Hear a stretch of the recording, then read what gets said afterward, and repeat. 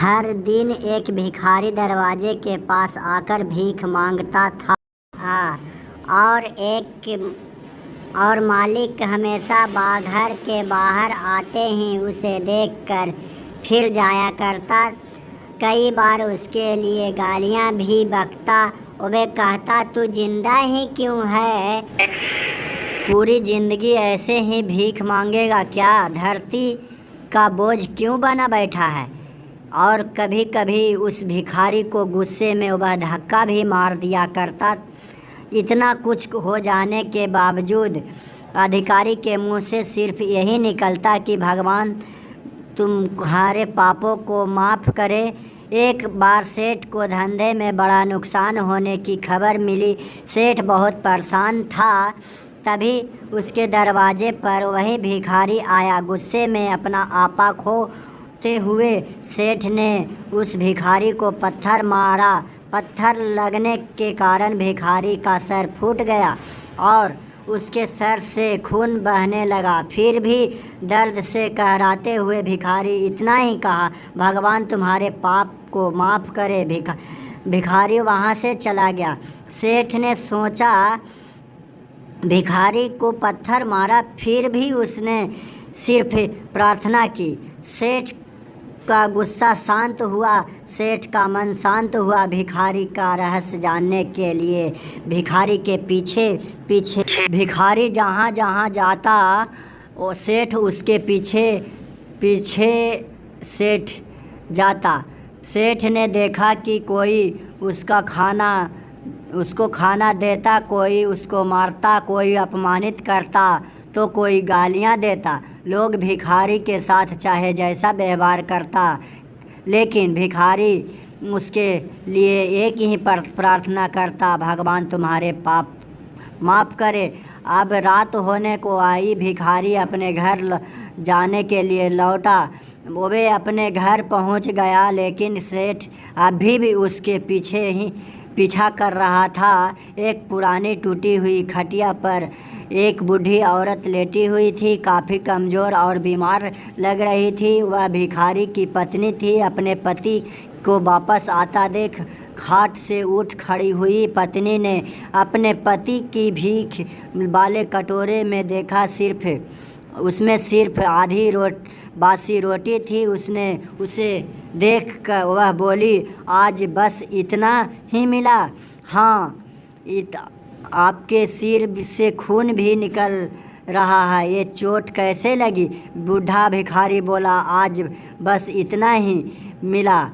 किसी ने कुछ नहीं दिया, सब ने गालियाँ दी, एक नए ने पत्थर भी मारा, इसीलिए मेरा सर फट गया। एक गहरी ठंडी सांस लेकर बूढ़ा भिखारी फिर से बोला, तुम्हें याद है कुछ सालों पहले हम कितने अमीर थे? क्या कुछ नहीं था हमारे पास हर चीज़ ज़रूरत से ज़्यादा थी, लेकिन हमने कभी दान नहीं किया। और उससे भी बुरा हमने उस अंधे भिखारी के साथ किया जो हमारे द्वार पर भीख मांगने आया करता था। बूढ़ी पत्नी की आंखों में आंसू आ गए। वह बोली, हाँ, हम उस बेचारे अंधे के साथ बहुत बुरा करते थे, उसका अपमान करते थे, उससे खाने के लिए रोटी की जगह कागज़ दिया करते थे, उसका मजाक उड़ाया करते और कभी कभी मारा भी करते। मैंने कभी उसको रास्ता नहीं दिखाए। एक बार मैंने उसके मुंह पर मिट्टी भी फेंकी थी और वह हमेशा दुखी होकर यही कहता कि भगवान तुम्हें तुम्हारे किए की सज़ा देगा, भगवान तुम्हारे पापों की सज़ा ज़रूर देगा। शराब सच हुआ और हम इस दुख भरी जिंदगी में आ गए। भिखारी बोला, हाँ, उसका शराब सच हुआ, इसलिए मैं किसी को बद्दुआ नहीं देता, चाहे कोई मेरा साथ कैसा भी बर्ताव करे।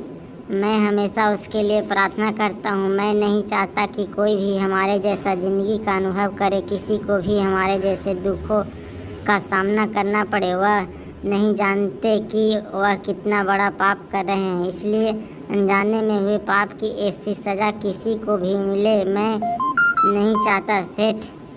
सेठ वहीं पर छुपकर यह सारी बातें सुन रहा था। अब उसे सब कुछ समझ में आ गया था। भिखारी और उसकी पत्नी वह आधी रोटी मिल बांट कर खाए और भगवान को धन्यवाद बोल कर सो गए। अगले दिन बड़ा भिखारी फिर से भीख मांगने गया। सेठ के घर के पास जाते हैं। सेठ ने पहले से गरम रोटी या उसके लिए निकाल कर रखी थी।